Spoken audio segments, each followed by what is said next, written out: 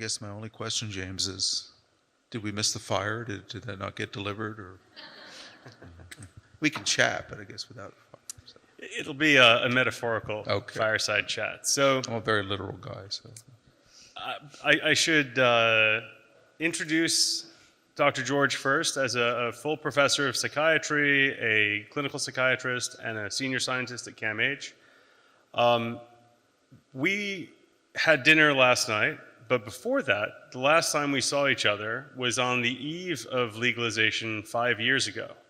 And at that time, and subsequently, you wrote some very influential commentaries about what we should be thinking about. One cleverly titled one, Caveat Emptor, towards legalization, and another encouraging us to think of Canadian cannabis legalization as a crucial trial balloon. It's been 5 years. It's great to see you again. likewise. Why don't we start with, a little bit of mental time travel? If you think about where we were then and your thoughts, what do you think, where do you think your predictions were right? Where do you think they were wrong? So thank you, James, by the way, for having me come speak to you and to this group. And it's been a fantastic conference, so thank you for curating yet another fantastic cannabis conference, which you do very well. Kevin Hill and I wrote that article in Lancet Psychiatry, essentially, focusing on Canadian cannabis legalization. He came up with the title, a crucial trial balloon, and his message was, he was the first author, I was the second author, the world is watching you, Canada. You better get it right, because south of the border, we really screwed it up, going at it state by state, liberal state by state. The rest of the states, the unenlightened states, they're not going to try, right? And at the same time, he pointed out that at the time, there were only 3 legitimate medical uses that is proven with, very solid research data for, therapeutic effects. And those were, I think this is more or less still true, chronic musculoskeletal back pain and neck pain, the spasticity associated with multiple sclerosis, and then some pediatric forms of epilepsy. And I don't think there's much data beyond those 3. A lot of people will talk about, chemotherapy-induced nausea and vomiting, but frankly, in my area, in psychiatry, there's nothing that meets the standard, right? So it was interesting to hear the presentation from your colleague on eating disorders, where they're running into, a very common clinical thing that is, it seems our patients say it may be helping, but then they get hooked on it, they start using it daily, then they start going through withdrawal, and then things get worse. And, I would even go so far as to say, all they're doing when they're getting a benefit once they get to that stage is reversing withdrawal that they've developed. And so it's not unusual from epidemiologic studies or clinical studies to see that the more cannabis that people with depression, eating disorders, PTSD, schizophrenia use, the worse things get, right? And as I've told you, one of the approaches we've taken in clinical research and patient-oriented research is to say, okay, if we don't really know what cannabis is doing, let's take it away from them for a period well beyond the period will cause withdrawal. So we usually go a month or more. And the way we do that is we pay people. And in those studies that we've done in schizophrenia and mood disorders and now PTSD, the answer when we take it away is their symptoms get better, substantially better. Their depression, their motivation, their anxiety, their sleep, their cognitive function. So is this self-medication? Doesn't seem like it, right? And then beyond a clinical level, and I think we've had a wonderful illustration today and yesterday and will tomorrow of lots of great database-related evidence that legalization is doing something, but it just hasn't been around long enough. Or at least the data we have is not, long enough, as Wayne Hall would say. You've got based on the American experience with Colorado and Washington, it's been 5 to 10 years, and even they're not sure what the true effects of legalization are. But at least we've done it in a very, systematized way, nationwide. There are differences in the way the different provinces have done it. And yet, the thing that strikes me from these presentations is that we still have no real national strategy to go about doing this. So it's almost like the blind man and the elephant. So different people have different views. I guess the elephant would be, what are the effects of cannabis legalization? And then the rest of us are scientists who are somewhat the blind man. And so we get different perspectives, but where does the truth lie? And so even though we did this nationally, and I'll speak in particular for health outcomes, we didn't really get it right in terms of assessing a comprehensive, set of health outcomes that we should be looking at. So you have all these great scientists across the country looking at this problem with different data sets, often secondary analysis. I guess my only concern is that going to give us the truth, right? At least we have some data pre-legalization. A lot of people emphasize that, multiple assessments, like in the case of your group here in Hamilton. But that is sort of the Achilles heel for us going forward. It's like the blind man and the elephant. And, maybe with time we'll figure this out, but it's like we tied one hand and one, leg behind ourselves and are hopping along. And will we really be able to discern the truth? And okay, I'm being a little bit, of a pessimist here, but that it is what it is, I suppose.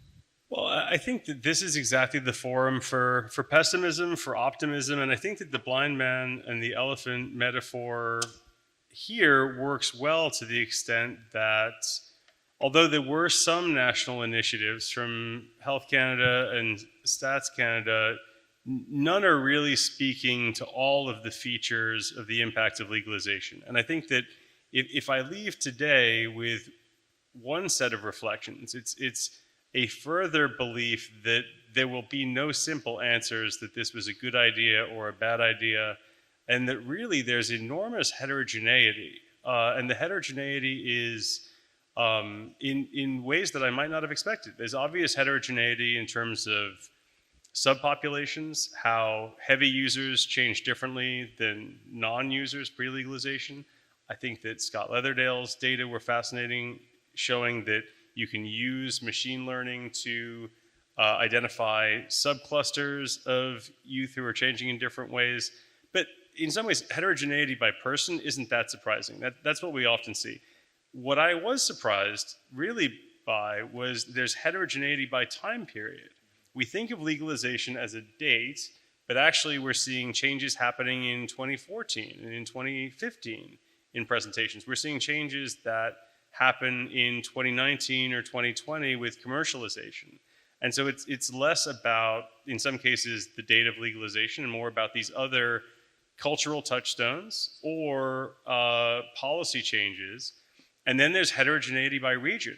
I leave today thinking highly of the Quebecois strategy relative to many of the other strategies. So I think that I'm reminded that really this has been a very sort of federated implementation of legalization. And as a result, we really do have, 10 provincial and 3 territorial natural experiments happening, and it will make it all the harder to really understand the implications. But I think you touched on something really important before that I want to zoom in on, if you don't mind, and that's the troubling subgroup in particular of patients that you might see or that might be in the clinics I'm involved with at St. Joe's, patients in mental health care who are using cannabis. It's been 5 years. It sounds like you're fairly pessimistic about the use of cannabis, especially for the management of mental health symptoms. Yeah, and I think the data is pretty early in that way, but I think almost everyone who does, prospective research in this area right now, cross-sectional research, I think we need to be very, mindful of the limitations of that. But anyone who's done prospective research, either giving, and I'm talking about THC cannabis, not necessarily CBD, although I think the data on CBD is still, the jury is still out on that. And I don't think that's going to be the panacea that we hope for either. And at the very least, there's all kinds of drug interactions with, psychiatric and other medications that complicate things. But THC itself, and while we go through this over time, THC potency keeps increasing, right? And now I'm dealing with these young people we see in our emergency room, that I see in our consult service at CAMH, that are using, the vape cartridges, 90% plus. Sergio Ruda from CAMH is here. He's going to be studying this, and it is just scary. I mean, you use that, and you have a risk of a family history of psychosis. That's going to put you at risk. But when you're talking about those high concentrations, and this is obtained from the Ontario Cannabis Store, right? The expectation is you'll not use much or dilute it down, but this is really scary stuff. And it used to be this was the kind of thing that you would see with the unlicensed illegal pot. But now, now that we're into edibles and stuff like that, I heard the story of a young man from Barrie who came down to party with friends in Toronto, and he bought an edible pie. And rather than just eating one serving, one slice, he ate the whole thing. And he ended up down at Union Station in Toronto trying to push a train back.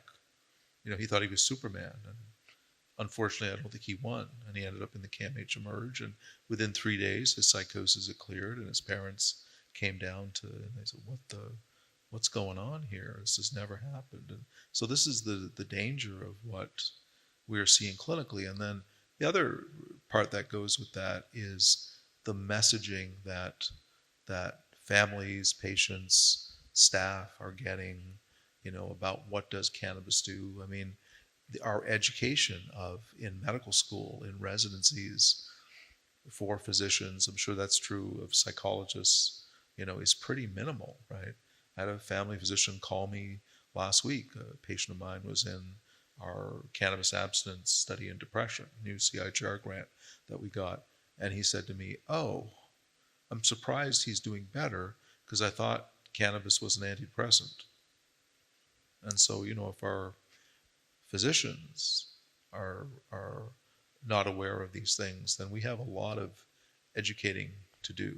So I would only amplify all of your sentiments. This is no debate, this fireside chat, because the reality is, as a psychologist, what I'm most troubled by is the mixed messaging that is out there, that if you seek an authorization, you will almost for cannabis for a mental health condition, you won't be counseled away from THC. I couldn't agree more that really the high THC products are where I'm particularly concerned. The risk from cannabis is largely scaling to THC level. And I think that the reality is that, unfortunately, we hear a lot of patient reports that they experience symptom benefit, but we also hear of symptom benefit from drinking alcohol, for example. We would never prescribe alcohol for managing anxiety or for managing other symptoms. And I think that when I talk to other clinicians, I hear a lot of stories also of folks who report feeling better, for example, especially using cannabis for PTSD, but actually exhibiting more and more avoidance behavior, more and more dependence on the use of the drug, not necessarily more psychosocial engagement, more alternative activities. So over the last 5 years, to me, we've evolved from a place where there was a lot of perhaps optimism about cannabis for mental health applications and the interest in more data to more and more data suggesting that it's really more harmful than helpful. And unlike, for example, for chronic pain, where I think as Jason's talk yesterday highlighted, it's by no means a first-line solution, and it very much depends on patient values and preferences. Here, to me, we're in a very troubling place for mental health because often patients are getting mixed messages, clinicians have little formal training, and the use of cannabis is more often than not making things worse, not better. So it's a fairly parlous state of affairs. Yeah. And I'd just be curious, this group of scientists, clinicians, etc. When it comes to treatment, this is the great problem we have. Someone develops problematic cannabis use, i.e. cannabis use disorder. Show of hands, how many of you would know where to refer them? Like a provider who could actually help them with that? I'm just curious. It's not everyone. It's maybe, just put your hand way up. Okay, so. By my count, it was 4. 4, which is okay, not a so great that's sign. not good. That's not good. Of like, so 10% maybe. That's, and again, given the audience that we have, that's, who ought to know. That's right. Exists, right? So I don't know if you are familiar with George Pigou, an economist. For those of you who are not familiar with Pigou, he proposed that for commodities that are sold in an open market where there are externalities or negative outcomes, the cost of those negative outcomes should be factored into the price. And a necessary externality of cannabis is that some people develop cannabis use disorder and some harms come from cannabis. So to me, when I see more than $400 million a month in cannabis legal sales, I think that revenue from the regulated industry should go exactly in the direction that you're describing in terms of prevention and treatment, and that anyone in this room should be able to identify where a person who is experiencing harms from cannabis should go. When I reflect on the progression, and in some ways it's been very successful, what I see as a huge shortcoming is the lack of resourcing for many of the blind spots that have been identified in this second day of the conference. What are your thoughts? I mean, you're preaching to the choir here, so buyer beware. And my twist on that was I put caveat emptor, buyer beware. I put an H in front of emptor, so emptor.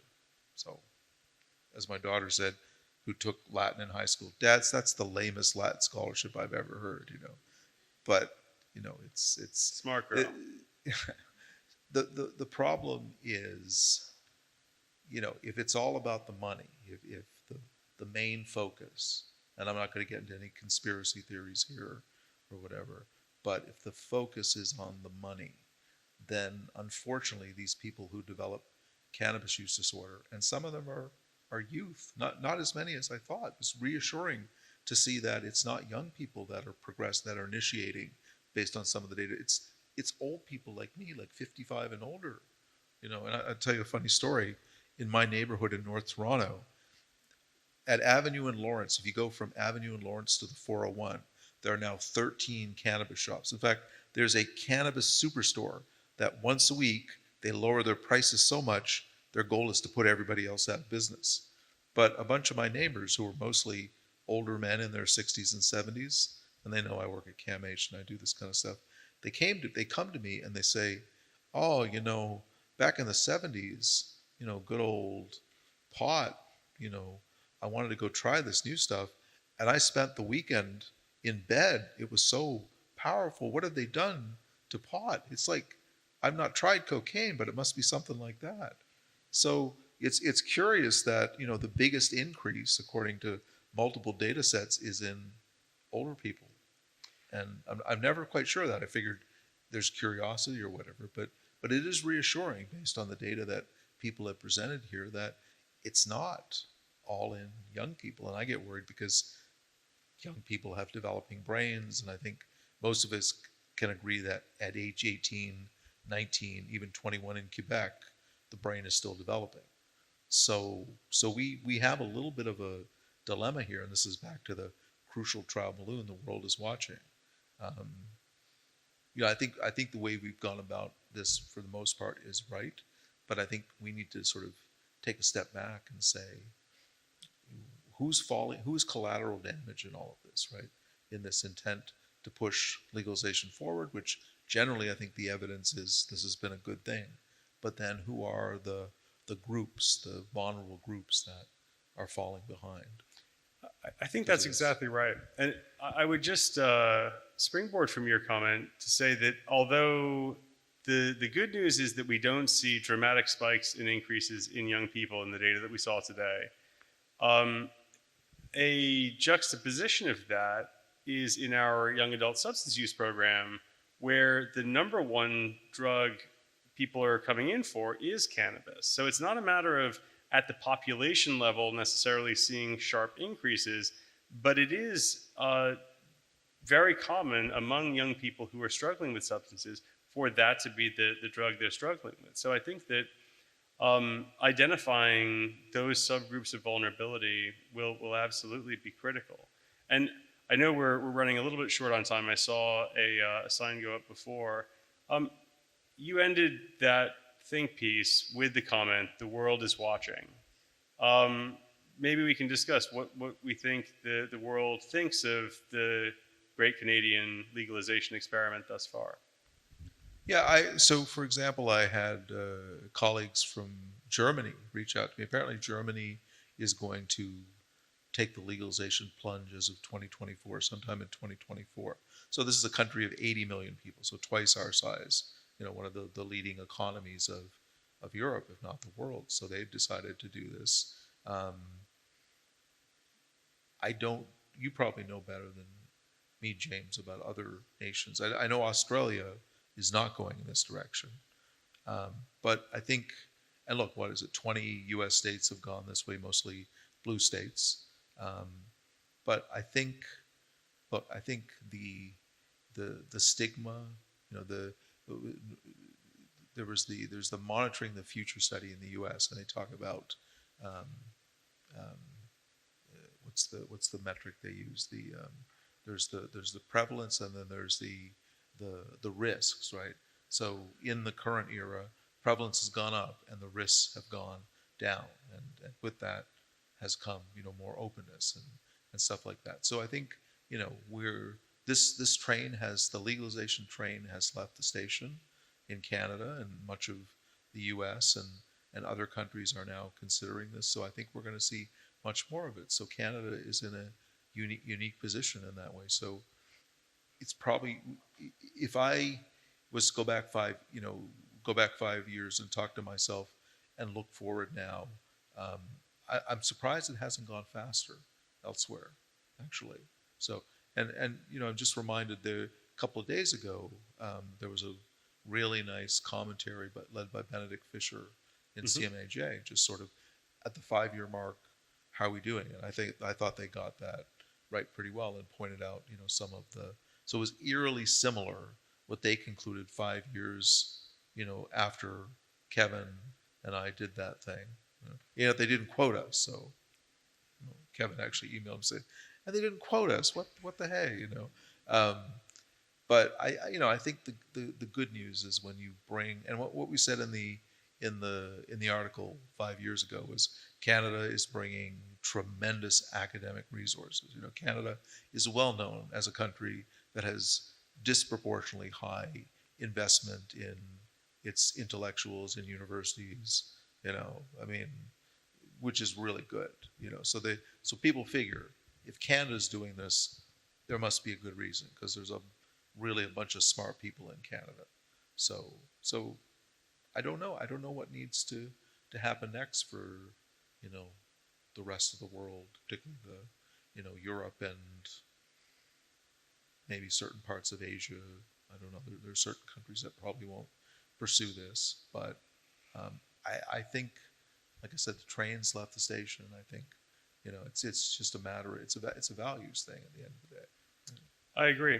I think that, if I think about the world watching, I do not think that Canada has been a cautionary tale of all the things that can go wrong. Although I think that we are seeing, some growing pains, some red flags. And I think that certainly there are opportunities for some course correction. I am particularly troubled by the proliferation of storefronts, and I think that the data are suggesting that whether it be the Homewood data suggesting that severity of CUD is getting higher, or some of the data that Daniel Myron will present tomorrow, or other findings that were presented, I think that the pendulum may have swung a little too far in the direction of trying to displace the illegal market. But I think that equally, there are reasons to have some pride and optimism. I was talking to a reporter in New York not too long ago, and New York just recently legalized cannabis. I'm from New York originally. And he described a fairly chaotic situation where, despite a legal status, there are now hundreds of illegal popped up storefronts in his neighborhood. And I think that the reality is, one lesson we can learn is that a non-federal strategy, a state-by-state strategy, has often not been resourced sufficiently, has not been regulated sufficiently. And although it is imperfect, our undertaking here has met many of the goals of the public health strategy. I think we could do better. I think now is an interesting time to think, what do we need to do better and achieve some of those goals? And the only thing I would sort of add to that, James, is this committee, national committee that's reviewing how cannabis legalization is doing. I hope that they're going to be willing to recommend some course corrections and, look at some of the data that's being generated internally within Canada by, its scientists who are, world renowned, and make the necessary course corrections for tweaking to. And this is my bias. I'm worried about young people with developing brains and people at risk for or who have mental illness. I think that's important because that's a lot of people, and it's the young people of this country, right? And we already started with one of the highest rates of cannabis use among youth, right? And some people actually predicted, if you're already at 30%, how much more can you go up with a policy change like this? And yeah, I agree with that 100%. I think that this review has to have, to a certain extent, teeth and make strong recommendations, because we can't unring the bell. We will not make cannabis illegal again. It will not be prohibited. So the question becomes, how then do we realize the benefits of a regulated system and genuinely course correct, rather than simply sort of engaging in performative reviews and doing nothing?